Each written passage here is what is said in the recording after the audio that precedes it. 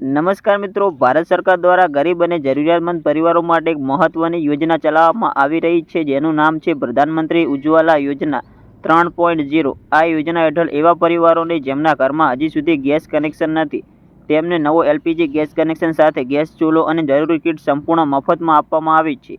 ઉજ્જવલા યોજના દ્વારા મહિલાઓને ધુમાડા અને લાકડાઓની મુશ્કેલીમાંથી મુક્તિ મળે છે અને રસોડું વધુ સુરક્ષિત અને સ્વચ્છ બને છે.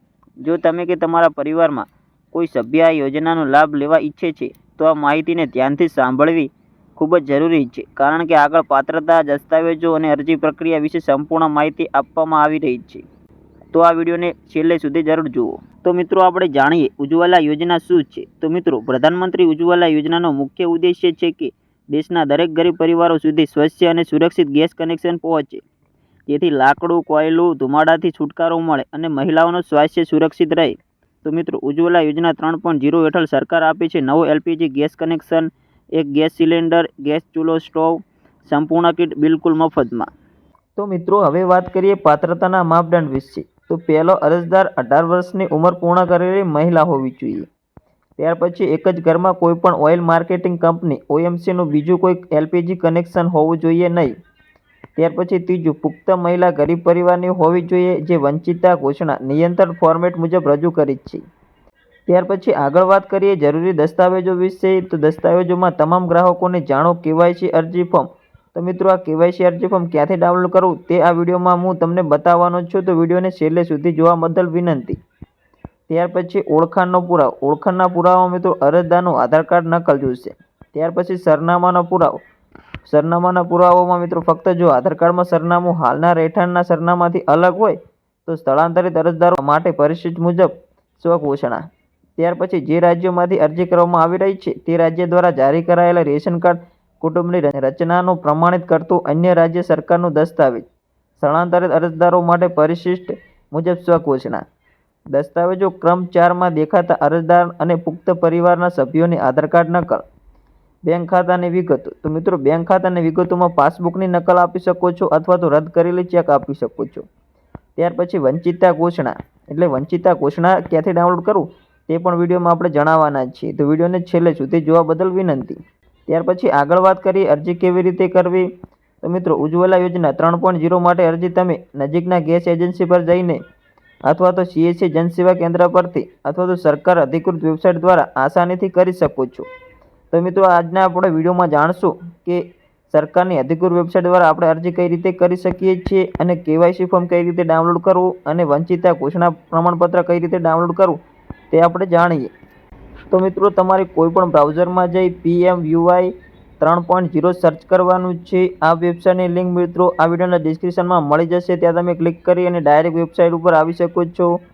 ત્યાર પછી જેવું મિત્રો તમે PMUI 3.0 સર્ચ કરશો, ત્યાર પછી જે અધિકૃત વેબસાઇટ આવે તેના પર તમારે ક્લિક કરી દેવાનું છે. ત્યાર પછી જેવું ક્લિક કરશો ત્યાર પછી આ પ્રકારનું પેજ ખુલશે. તેમાં મિત્રો તમારે સૌપ્રથમ ઉપર ઇંગ્લિશનો ઓપ્શન છે, તેમાં ગુજરાતી ઓપ્શન કરી દેવાનું છે.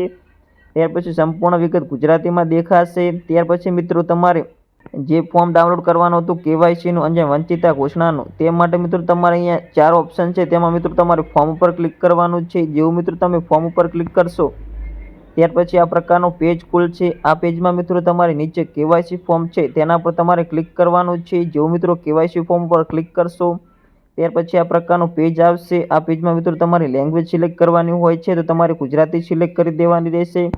ત્યાર પછી આ પ્રકારના પેજમાં મિત્રો તમારે KYC ફોર્મ આવી જશે. આવી રીતે છે. આ KYC ફોર્મ મિત્રો તમારે મેળવવું હોય તો મારી ટેલિગ્રામ ચેનલ અને WhatsApp ચેનલ પિન્ટુ સરકારી અપડેટમાં હું મૂકી દઈશ. તો મિત્રો આ વિડીયોના ડિસ્ક્રિપ્શનમાં તમને લિંક મળી જશે, ત્યાં તમે ક્લિક કરી અને જોઈન થઈ શકો છો. ત્યાર પછી મિત્રો પાછું તમારે તે પેજ ઉપર આવી જવાનું છે અને ફોર્મ ઉપર ક્લિક કરવાનું છે અને ત્રીજા નંબરનો ઓપ્શન છે તેના પર તમારે ક્લિક કરી દેવાનું છે અને ત્યાર પછી આ પ્રકારનું પેજ આવશે. તેમાં મિત્રો તમારે તે જ લેંગ્વેજ સિલેક્ટ કરી દેવાની છે, ગુજરાતી. ત્યાર પછી તમારે વંચિતતા ઘોષણા પ્રમાણપત્ર આવી રીતે મિત્રો આવી જશે. તો મિત્રો આ રીતે તમે ડાઉનલોડ કરી શકો છો. ત્યાર પછી મિત્રો આપણે જાણીએ કે ઓનલાઈન અરજી કઈ રીતે કરવાની છે. તો પાછું મિત્રો તમારે હોમ પેજ ઉપર આવી જવાનું છે. ત્યાર પછી apply for new Ujjwala PMUI connection તેના પર ક્લિક કરવાનું છે. જો મિત્રો ક્લિક કરશો ત્યાર પછી આ પ્રકારનું પેજ આવશે. તેમાં મિત્રો તમારે પાત્રતા આવી જશે અને ડોક્યુમેન્ટ શું જોવે તે આવી જશે. ત્યાર પછી મિત્રો ઓનલાઈન પોર્ટલ જે દેખાય છે તેના પર તમારે મિત્રો ક્લિક કરવાનું છે. જેવું મિત્રો તમે ક્લિક કરશો ત્યાર પછી ઓનલાઈન એપ્લિકેશન ખુલશે. તેમાં મિત્રો તમે ઇન્ડિયન ઓઇલનો ગેસ કનેક્શન લઈ શકો છો, ભારત ગેસ કનેક્શન લઈ શકો છો, એસબી ગેસ કનેક્શન પણ લઈ શકો છો. આ ત્રણ માટે મિત્રો તમે ઓનલાઈન અરજી કરી શકો છો. ઓનલાઈન અરજી કરવા માટે મિત્રો ક્લિક હેર ટુ એપ્લાય પર ક્લિક કરવાનું છે અને તમે ઓનલાઈન અરજી કરી શકો છો. ઓનલાઈન અરજી કઈ રીતે કરવી તે મિત્રો અલગથી વિડીયો હું લાવવાનો છું. મારી ચેનલ પિન્ટુ સરકારી અપડેટ પર આવી જશે, તો ચેનલને સબસ્ક્રાઇબ કરવા વિનંતી, જેથી તમને આ વિડીયો સૌથી પહેલાં મળી રહે. ત્યાર પછી મિત્રો આપણે જાણીએ સબસિડી વિશેની માહિતી. તો મિત્રો આ યોજના ફક્ત કનેક્શન જ નહીં પરંતુ સરકાર દ્વારા ગેસ રિફિલ પર સબસિડી આપવામાં આવે છે, જે સીધી તમારા બેંક ખાતામાં જમા થાય છે.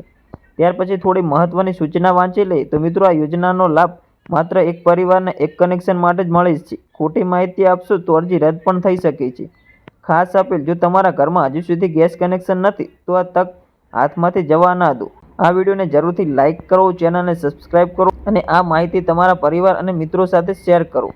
મિત્રો આજની માહિતી તમને ઉપયોગી લાગી હોય તો કોમેન્ટમાં જય હિન્દ લખવાનું ભૂલશો નહીં. આપણે ફરી મળીશું નવા સરકારી અપડેટ સાથે. જય હિન્દ, વંદે માતરમ.